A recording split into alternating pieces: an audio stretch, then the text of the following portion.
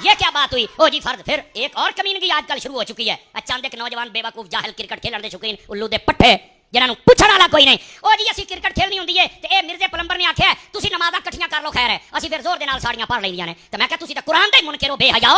اللہ نے قرآن میں فرمایا ان الصلاۃ کانت علی المؤمنین کتابا موقوتا کہ میں نمازاں دا وقت دے اوتے نمازاں نوں فرض کیتا ہے. نماز تو اگے پیچھے نہ کری وقت تے پڑھ. فجر دے ٹائم تے پڑھ, زور دے ٹائم تے پڑھ, اثر دے ٹائم تے پڑھ. تو کانوں نہ کٹھیاں کرن والا گولیا, تو کانوں نہ کٹھیاں کرن والا گولیا. جتنے چوڑے چمار اٹھ کے بہ گئے اور دین کی باتیں کرنا شروع کر دی. اور تم جیسے فیس بک پہ یہ دا مطلب ہے تسی چاہندے ہو کہ مسلمانی کوئی آسانی. آپ یوٹیوب پہ جا کے میری ویڈیو دیکھیں, 2 نمازوں کو جمع کرنا, اس میں میں نے اس آیت کو بھی ڈسکس کیا, ان الصلاۃ کانت علی المؤمنین کتابا موقوتا, بے شک نماز مومنین پر وقت باندھا ہوا فرض ہے. بالکل یہ موجود ہے. اب ان کو آپ نے پھکا جا کے یہ دینا ہے کہ قرآن سے 5 نمازوں کے ٹائم پہلے ثابت کرو. قرآن میں تو 3 نمازوں کے ٹائم آئے ہیں. فجر, زور اور عصر کا اکٹھا ٹائم رپورٹ ہوا ہے سورہ بنی اسرائیل میں, سورہ طٰہٰ میں, سورہ ہود میں, اور مغرب اور عشاء کا اکٹھا ہوا ہے. تو اسے کہ ہم قرآن پہ ہی عمل کر رہے ہیں. قرآن میں تو نماز کے 3 اوقات آئے ہیں. تو آپ دیکھیں کہ اس کو فوراً فکر لگ جائے گی. اسے کہو کہ نمازوں کے 5 اوقات الگ الگ, کہ اتنے بجے نماز شروع ہوگا ٹائم, اتنے بجے ختم ہوگا, یہ ذرا قرآن سے ثابت کرو. تو وہ کہے گا کہ وہ تو بخاری مسلم میں لکھے ہیں. تو اسے کو پھر جب بخاری مسلم میں نمازوں کے اوقات لکھے ہوئے ہیں تو بخاری مسلم میں یہ لکھا ہوا ہے کہ نمازوں کو جمع کیا جا سکتا ہے. اور قرآن جب یہ کہہ رہا ہے کہ نماز مقررہ وقت پر ہے تو پھر نماز کے اوقات بھی قرآن سے ہی لو نا.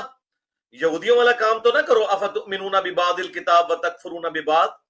پھر نماز کے اوقات بھی پھر قرآن سے ہی لو. تو قرآن میں تو نماز کے 3 اوقات آئے ہوئے, فجر, زور اور عصر اور مغرب اور عشاء.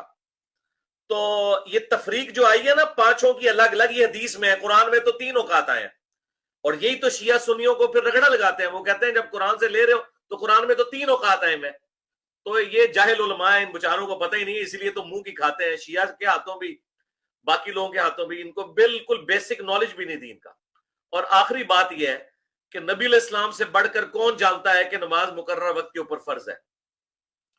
یہ تو حنفی بھی جب حج اور عمرے پہ جاتے ہیں وہاں پہ زور اثر یہ جمع کرتے ہیں اور مغرب عشاء جمع کرتے ہیں میدان عرفات میں اور مزدلفہ کے اندر. تو وہاں جا کے انہوں نے قرآن کا حکم کیوں توڑ دیتے ہیں؟ تو پتہ آپ کو کیا جواب دیں گے؟ کہیں گے نہیں وہاں کے لیے ایکسیپشن ہے. انہیں کہ وہ ایکسیپشن کس آیت میں آئی ہوئی ہے؟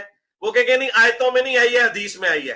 پھر آپ نے ان کو کہنا ہے آئے اور دھاڑ تھلے, ٹھیک ہے. پھر انہیں آپ کہنا ہے مجھے پتہ چل گیا تم کس اسٹیشن سے بول رہے ہو, ٹھیک ہے. اللہ کے فضل سے ہم تکبر سے بات نہیں کرتے, یہ اپنے فخر سے بات کرتے ہیں دین پہ, اپنے کانفیڈنس سے, کہ ان کے زندہ مردہ سارے قبروں سے نکل کے بھی جمع ہو جائے نا, جو ہمارے پلیٹ فارم سے قرآن و سنت کے دلائل ہیں نا, ان کا مقابلہ یہ نہیں کر سکتے اللہ کے فضل سے.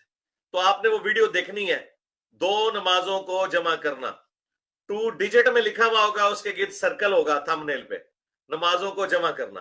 تو میں نے اس آیت کو باقاعدہ اس میں ڈسکس کیا ہوا ہے اور بڑی تفصیل کے ساتھ گفتگو کی ہوئی ہے.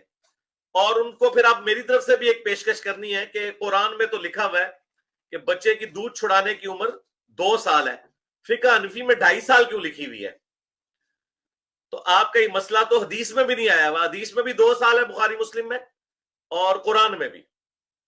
تو دیوبندیوں کا جو سب سے بڑا مولانا ہے نا شبیر احمد عثمانی, جس نے محمد علی جناح بانی پاکستان رحمہ اللہ کا جنازہ پڑھایا تھا, اس نے اپنی تفسیر میں لکھا ہے سورہ لقمان کے تحت کہ جی قرآن میں تو دودھ چھڑانے کی عمر 2 سال آئی ہے, لیکن ہمارے امام حنیفہ 2.5 سال کہتے ہیں.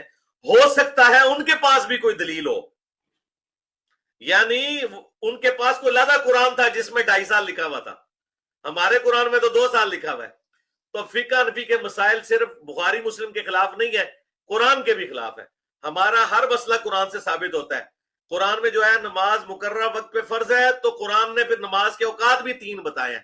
وہ 3 اسی لیے بتائے ہیں کہ اس میں ٹالرنس موجود تھی زور اثر کے وقت میں. تو ظہر کا وقت سٹارٹ ہونے سے لے کے مغرب تک زور اثر کا وقت رہتا ہے, لیکن اس میں افضلیت یہی ہے کہ زور اثر کو بھی تھوڑا الگ کر کے پڑھا جائے. شیعہ کے ہاں بھی یہ افضل ہے, لیکن انہوں نے ضد بنا لی ہے کہ وہ ہمیشہ جمع کرتے ہیں, اور سنیوں نے ضد بنا لی ہے کہ ہمیشہ علیحدہ پڑھتے ہیں. ہم الحمدللہ جمع بھی کرتے ہیں اور علیحدہ بھی پڑھتے ہیں, دونوں سنتوں کے اوپر عمل کرتے ہیں.